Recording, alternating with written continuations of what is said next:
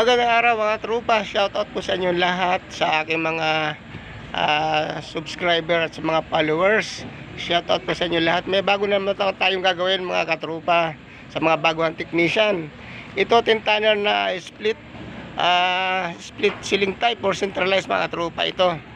Ang naging problema nitong 5 tanner, pag inon mo, gumagalaw-galaw lang to.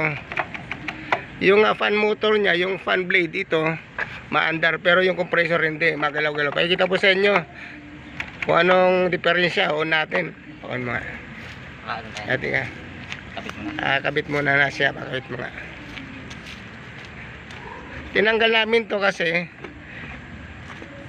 para hindi siya umandar. Kakabit natin. Ito. Oo, sapak mo dyan. Sa kita mo lalagay. Luwagan mo lang yan. Sige, sa gitna mo lang. Dito sa harapan. Kasi di maabot eh. Ayan. Yung magiging technician na susunod na panahon.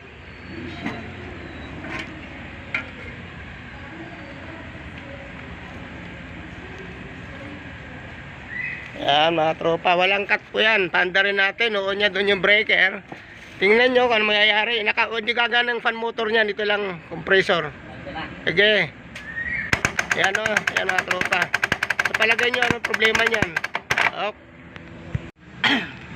Tatanggalin po natin itong buo mga tropa. Kasi itong board na to, motherboard, titingnan ko muna kung sira itong magnetic.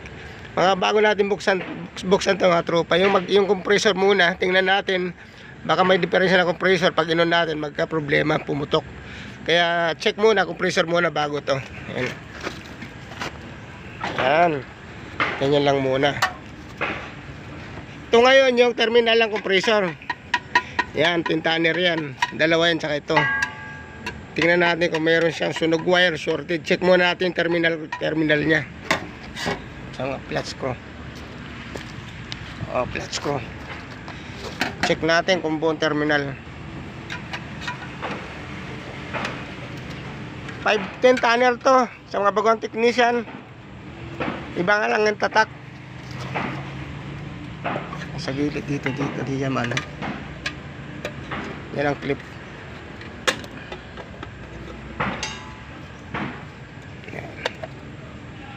Yan, test natin. Pag kayo nag-test mga katropa, dito T1, T2, T3, line 1, line 2, line 3. Walang starting running yan. T1, T2, T3 yan, ganun. Line 1, 2, 3. Ba't na ganun?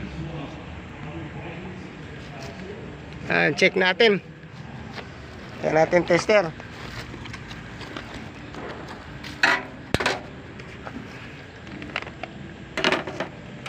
Tester sa X1 sa kabugang technician. Saka ibang mga technician na magagaling. Minsan baka hindi pa nakapag-encounter ng ganitong tintaner na Everest. Pakita ko sa inyo. Check mo natin lahat. Dito sa T1, T2, T3. Check. Line 1, line 2. Yan. 1 and 3. Sa 3 and 2. Okay, tapos mag-ground tayo X10. X10. Ga-ground natin kung may ground siya.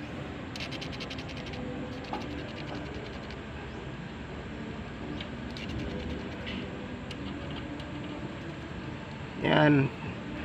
Wala siyang ground. Isa nagkaka-ground. Body ground. Sa compressor. Dito sa copper tube. Pag yan gumalaw, ibig sabihin, shorted ng compressor, grounded. Okay naman siya. Okay naman siya. O yan. Umati muna kayo. Shoutout kayo. Shoutout po pala kay Kuya Mio. Bro, kala ko ba Kuya Mio pasok today? Shoutout muna. Shoutout. Mami Shane. Kuya, kala ko ba di ka papasok today? Nabago yung schedule. Ako nagtawag sa inyo eh. Saan? Radyo. Ano pala ano mo na? Oo, tapos na. Back to work na ako. Baktor na. Hindi, may pinakuha lang ako.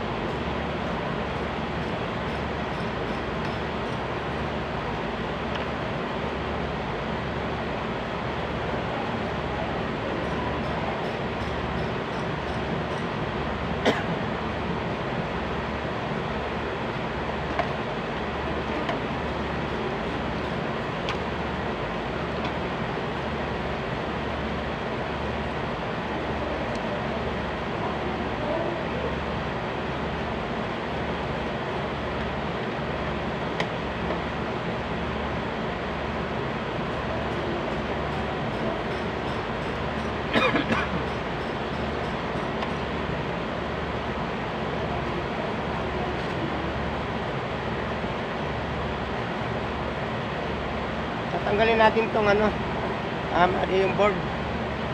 Palitan ko ng motor compressor.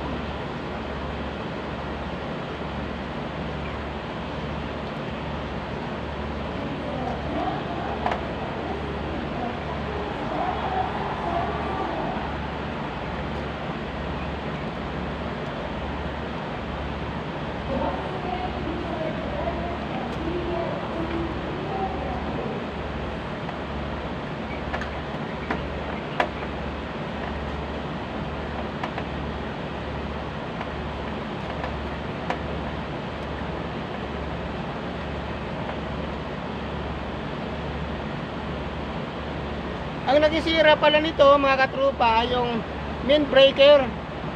Itong contactor inayos ko, medyo may short circuit lang yung wire sa likod. Tapos yung main breaker doon ay sunog. Ala ko yung compressor, chinik ko lahat. Nung pala, ang naging ano nito, main breaker ng 70 amperes. 3 phase kasi ito dahil 10 tanner. Ito ang motherboard ng electronics mga tropa. Pero mag-install kayo nito, dapat siguraduhin nyo na walang salubong na linya. Kasi pag inon mo, sasabog to.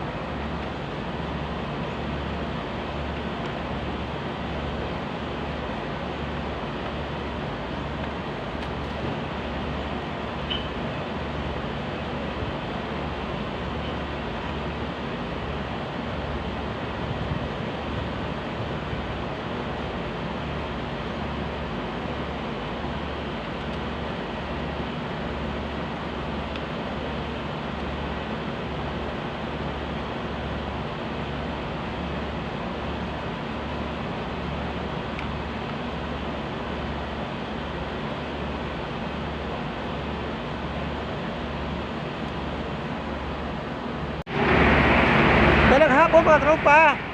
Ito na po yung aircon na ginagawa namin kanina. Yan, maandar na. Yan. So, takpan ko na ito. Maandar na siya. Ang naging problema nito, magnetic contactor mga tropa. Tsaka yung breaker, pinalitan ko na sunog. Nag single phase kasi yung motor compressor. Yung mandar ang magnetic contactor nasira. Kaya nagpalit kami ng magnetic contactor. Di ko na pakita. Tsaka isang breaker. Yan lang po. Maraming salamat po. Thank you very much po.